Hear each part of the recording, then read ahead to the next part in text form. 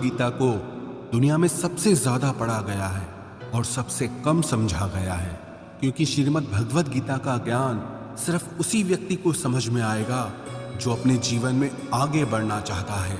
जैसे कोई अपनी तकलीफों को पार करके आगे निकलना चाहता हो, या कोई जीवन में सफलता को प्राप्त करना चाहता हो, या फिर अपनी जिंदगी जीने के तरीके को बेहतर बनाना चाहता हो। वास्तविकता में गीता मनुष्य के जीवन को हर तरह से बेहतर बनाती है। इसीलिए जो इंसान जीवन में कुछ करना चाहता है उसे ही गीता का ज्ञान समझ में आएगा, लेकिन जो सिर्फ मनोरंजन या सिर्फ जानकारी बढ़ाना चाहता है तो वो गीता के असली अर्थ को कभी समझ नहीं पाएगा। वास्तविकता में गीता का असली काम यही है कि आपकी हर समस्या का हल आपको देना, आपके हर प्रश्न का उत्तर आपको देना और आपको जिंदगी में आगे बढ़ने के लिए सही रास्ता दिखाना। आज हम उसी श्रीमद् भगवद गीता की 10 शिक्षाओं के बारे में चर्चा करेंगे। श्रीमद् भगवद गीता की पहली शिक्षा ये है कि ये कलयुग अर्थ और काम का युग है। इसका मतलब आज के युग में लोग आपसे सिर्फ तभी रिश्ता रखेंगे, आपसे सिर्फ तभी प्रेम से बात करेंगे, या तो उनका आपसे कोई काम बनता हो या आपसे किसी को पैसे मिलते हों। आज के समय में किसी के मीठे शब्दों से उसके चरित्र को अच्छा मत समझ लेना। ये मीठे शब्द आपको फंसाने के लिए बोले जाते हैं। जैसे ही किसी का स्वार्थ आपसे पूरा हो जाता है, फिर पता चलता है कि उस इंसान की असली जुबान कैसी है, क्योंकि इंसान को छलने के लिए मीठे शब्दों से बड़ा और कोई हथियार नहीं होता। अपना काम बनाने के लिए लोग आपकी तारीफ भी करेंगे, अपना काम बनाने के लिए लोग आपको अपना भी कहेंगे, अपना बनाएंगे भी। अपना काम निकालने के लिए लोग आपसे रिश्ता भी जोड़ेंगे, लेकिन अगर आप उनके इस व्यवहार को सच समझकर इसमें फंस जाएंगे तो आगे चल के आपके दिल को बहुत बड़ा धक्का लगेगा। कहते हैं ना, वक्त आने पर गधे को भी बाप बनाना पड़ता है। वास्तविकता में ये वही युग चल रहा है। अपना स्वार्थ पूरा करने के लिए किसी भी हद तक गिर सकते हैं। किसी शहर में एक गुरुजी का नाम बहुत प्रसिद्ध था, सब लोग उनको बहुत मानते थे। तो वहां का एक व्यापारी उन गुरुजी के पास गया और गुरुजी से कहने लगा कि मुझे अपना शिष्य बना लो, मुझे दीक्षा दे दो। तो गुरुजी ने उस व्यापारी को दीक्षा देके अपना शिष्य बना लिया। दूसरे दिन उस व्यापारी ने अपने गुरुजी की तस्वीर अपनी दुकान पे लगा दी। जब लोग वहां से गुजरने लगे तो वो लोगों से कहने लगा कि आप मुझसे सामान खरीदो, सबसे अच्छा और सबसे सस्ता सामान मैं ही बेचता हूँ। मैं अपने गुरुजी की कसम खा के कहता हूँ कि मैं आपसे कोई लाभ नहीं कमा रहा। धीरे धीरे बात गुरुजी के कानों तक पहुंची कि कोई एक व्यक्ति है जो आपका नाम लेकर, आपकी कस्में खाकर लोगों को सामान बेचता है, लोगों को बेवकूफ बनाता है, और लोग उसके पास इसलिए चले जाते हैं क्योंकि वो आपका शिष्य है, और यहाँ तक कि वो आपकी कस्में भी खाता है और लोग उस पर भरोसा कर लेते हैं कि अपने गुरु की कसम खाता है तो कैसे ये धोखा कर सकता है। एक दिन गुरुजी उसकी दुकान पर गए तो गुरुजी ने जाके देखा कि वास्तविकता में कि ये मेरी कस्में खा करके लोगों को सामान बेचता है। तो गुरुजी ने उस व्यापारी से कहा कि तुम मेरे शिष्य होकर लोगों के साथ धोखा क्यों करते हो, तुम्हें तो अच्छे काम करने चाहिए। तो वो व्यापारी बोला, मुझे गुरु शिष्य कुछ समझ नहीं आता, मुझे सिर्फ अपना फायदा समझ आता है। मैंने देखा कि सारा शहर आपको मानता है तो मुझे समझ आया कि आपको गुरु बनाने से मुझे बहुत फायदा मिलेगा। मेरी कोई धर्म में रुचि नहीं है, मेरी फायदे में रुचि है। और जब से मैंने आपका नाम लेना शुरू किया, आपके नाम की कस्में खानी शुरू की, तब से मेरा व्यापार और बढ़ गया है। ये सुनकर गुरुजी को बहुत धक्का लगा कि कैसा समय आ गया है, कैसा युग आ गया है कि लोग अपने फायदे के लिए किसी भी हद तक जा सकते हैं। ये कैसी वक्त की विडंबना है कि लोग अपने माँ बाप तक को नहीं छोड़ते, अपने गुरु तक को नहीं छोड़ते, अपना ही अपने की खुशी से जलता रहा। आपने कभी गौर किया, आप जिसे भी ये कह दोगे ना कि वो आपके लिए खास है, कि आप उसे अपना मानते हैं, देखना आज नहीं तो कल वो आपको चोट जरूर पहुंचाता है। वक्त लगता है, एक दिन में बात समझ नहीं आती, लेकिन एक दिन जरूर समझ आती है कि यहाँ कोई अपना नहीं है। इस शिक्षा का उपदेश ये नहीं है कि हम लोगों से नफरत करने लग जाएं या लोगों से गलत व्यवहार करने लग जाएं, इस शिक्षा का यही अर्थ है कि आप लोगों के भरोसे मत बैठे रहो। आप किसी से ये उम्मीद लगा के मत बैठ जाओ कि ये आपका जिंदगी भर साथ देगा, कि वो आपका साथ कभी नहीं छोड़ेगा। अरे सब साथ छोड़ते हैं। आपकी जिंदगी में कई लोग आएंगे और कई लोग जाएंगे। ये जो आप अपने दिल में बिठा के बैठ जाते हैं कि ये मेरा हमेशा साथ देगा, ये बात कभी अपने दिमाग में मत आने देना। हमेशा के लिए तो हमारा शरीर भी हमारे साथ नहीं रहेगा, वो भी एक दिन छूट जाता है। तो आप लोगों से क्या उम्मीद लगाते हो? याद रखना, किसी के साथ अगर बहुत ज्यादा नेह लगाओगे, मोह लगाओगे, तो दुख तो सहना ही पड़ेगा। लेकिन अगर आप इस संसार में सब लोगों से बाहर से चलोगे, ऊपर ऊपर से चलोगे, कोई चोट नहीं पहुंचा सकता। श्रीमद् भगवद गीता की दूसरी शिक्षा यह है कि जो इंसान स्वयं से खुश नहीं, वो दुनिया में किसी भी चीज से खुश नहीं हो सकता। आज के समय में अधिकतर लोग खुशी के लिए भटकते रहते हैं। उनकी खुशी उनके वर्तमान में नहीं होती, या तो उनकी कल्पनाओं में होती है या उनके भविष्य में होती है। जिस इंसान की खुशी इस पल में नहीं है, वो खुशी के लिए हमेशा भटकता रहता है। जो इंसान अपने आप से ही खुश नहीं, अगर वो किसी रिश्ते से भी जुड़ेगा तो उस रिश्ते में भी उसे दुख ही मिलेगा। अगर वो किसी काम से जुड़ेगा तो उस काम में भी उसे दुख ही मिलेगा। वो जहां जाएगा अपने साथ अपने दुख की ऊर्जा साथ ले जाएगा। याद रखना, जगह बदलने से, रिश्ते बदलने से, काम बदलने से खुशी नहीं आती, लेकिन इंसान खुद को बदल दे तो जिंदगी में खुशियां जरूर आती है।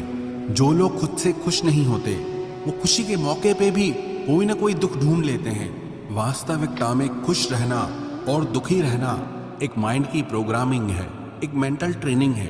अगर आपने अपने माइंड को बार बार हर चीज में उदास होने की ट्रेनिंग दे रखी है, दुखी होने की ट्रेनिंग दे रखी है, तो धीरे धीरे आपका मन खुश होना ही भूल जाएगा। लेकिन अगर आपने अपने मन को छोटी छोटी बातों पे खुश होने की आदत डाली है, तो आप जिंदगी के हर पल में खुशियों को जी पाएंगे। इतनी सी बात अगर किसी को समझ में आ जाए कि खुशियां और दुख हमारे माइंड की प्रोग्रामिंग से चलती है, तो आप अपनी जिंदगी को खुशहाल बना सकते हो, या फिर आप अपनी जिंदगी को दुखों के अंधेरे में धकेल सकते हो। इसीलिए इसे समझना बहुत जरूरी है। जीवन में अगर खुश रहना है तो छोटी छोटी चीजों में भी खुशियों को देखने की नजर होनी चाहिए, नहीं तो बड़ी से बड़ी खुशी में भी आपका मन दुख ही ढूंढ लेगा। श्रीमद् भगवद गीता की तीसरी शिक्षा यह है कि इस दुनिया में हारे हुए इंसान की, तकलीफ में पड़े इंसान की कोई मदद नहीं करता, और अगर कोई इंसान थोड़ा सा भी सफल हो जाए तो उससे कोई खुश नहीं होता। इसीलिए अपना दुख किसी को मत बताओ और अपनी खुशी किसी के आगे मत जताओ। आप अगर अपने दुख दुनिया के आगे शेयर करोगे, लोगों के आगे शेयर करोगे, तो लोग आपसे दूर भागना शुरू कर देंगे, क्योंकि उन्हें पता है कि जितना इसके पास रहेंगे, इसके दुखड़े सुनने पड़ेंगे और ये कभी भी हमारी मदद मांगेगा। इसलिए बेहतर है इससे दूर ही रहो। और जैसे ही आप सफल हो जाते हैं तो लोगों को वो भी अच्छा नहीं लगता। ये दुनिया भी बड़ी अजीब है। दुखी इंसान की मदद नहीं करती और जो इंसान खुश है उसे खुश नहीं रहने देती। उसकी खुशी से भी लोगों को तकलीफ होती है। आपने हजारों बार ये सुना होगा कि दुख में कोई किसी का साथी नहीं होता, तो भी लोगों को समझ नहीं आता, तो भी लोग दूसरों को जाके अपने दुख बताते हैं, दूसरों से उम्मीद लगाते हैं कि वो उनकी मदद करेंगे। कोई क्यों करेगा किसी की मदद, और क्यों खुद को इतना कमजोर बनाना कि दूसरों की मदद की जरूरत पड़ जाए। और क्यों आप अपनी खुशियों को दूसरों को बताए बिना नहीं जी सकते। कई लोगों को आदत होती है, जब तक अपनी सफलता के बारे में, अपनी खुशियों के बारे में 10-20 लोगों को नहीं बता देंगे, तब तक उनका मन भरता ही नहीं है। इसीलिए ही जब आप अपनी खुशियां लोगों को बार बार बताते हो, तब आपके बनते हुए काम भी रुक जाते हैं, काम भी बिगड़ जाते हैं, क्योंकि काम बनने से पहले ही आप अपनी योजना के बारे में सबको बता देते हो। जब तक आप सफल हुए नहीं हो, किसी को कुछ मत बताओ। जब तक आपकी योजनाएं पूरी नहीं हुई हैं, किसी को कुछ मत बताओ। और जिस दिन आप सफल हो जाओगे, जिस दिन आपकी योजनाएं पूरी हो जाएंगी, तब आपको बताने की जरूरत ही नहीं पड़ेगी। लोगों को अपने आप आपकी सफलता दिख जाएगी। इसलिए चाहे आपकी खुशी हो, चाहे आपका दुख हो, उसे अपने तक ही रखना चाहिए।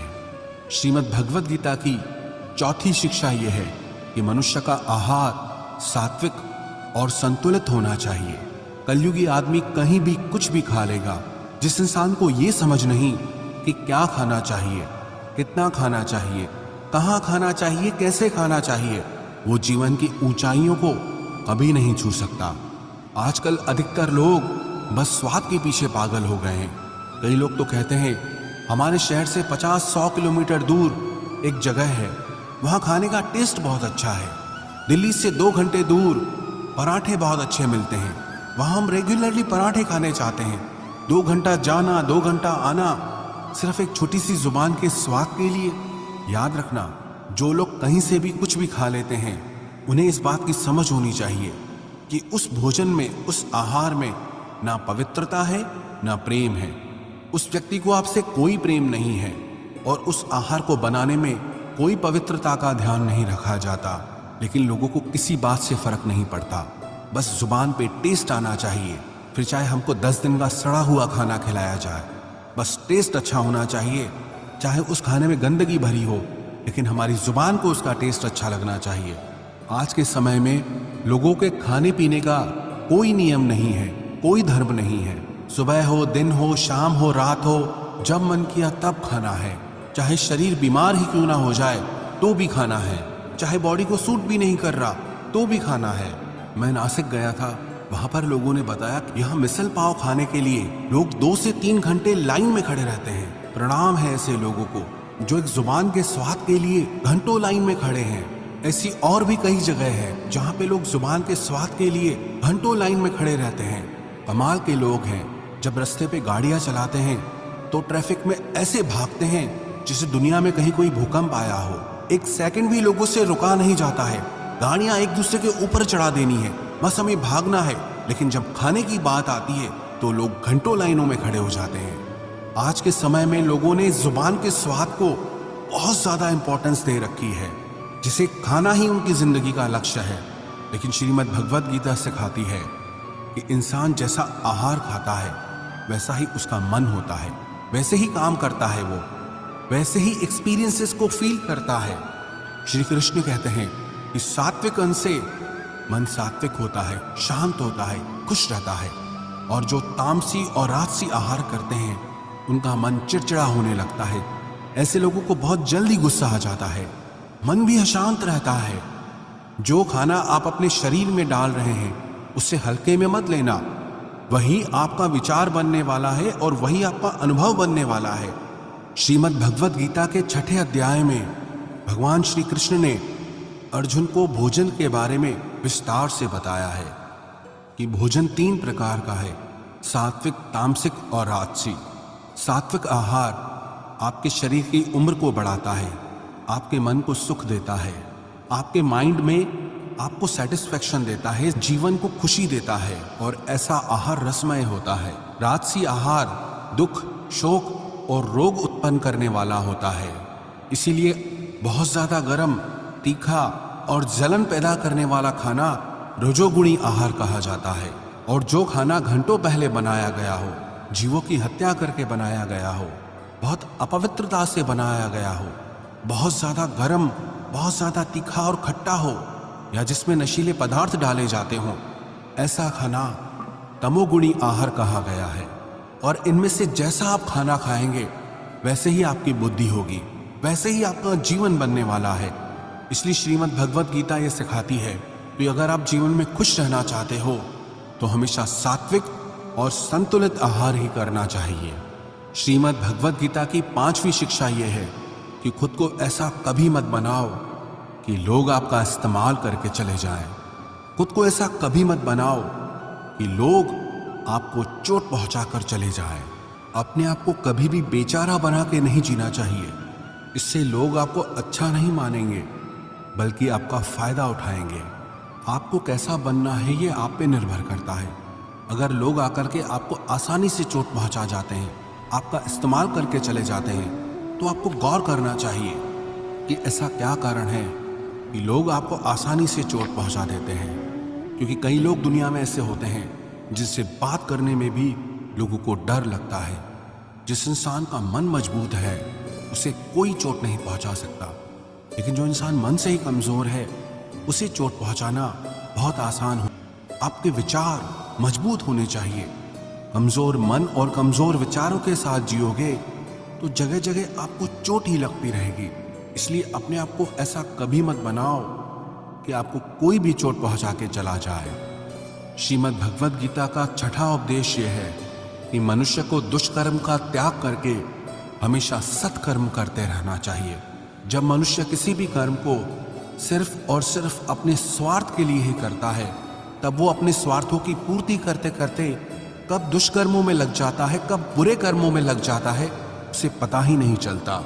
लेकिन जब कर्म को करते हुए मन में निस्वार्थ भाव आता है, लालच का भाव नहीं आता, तो वो इंसान बुरे कर्मों से बचा रहता है।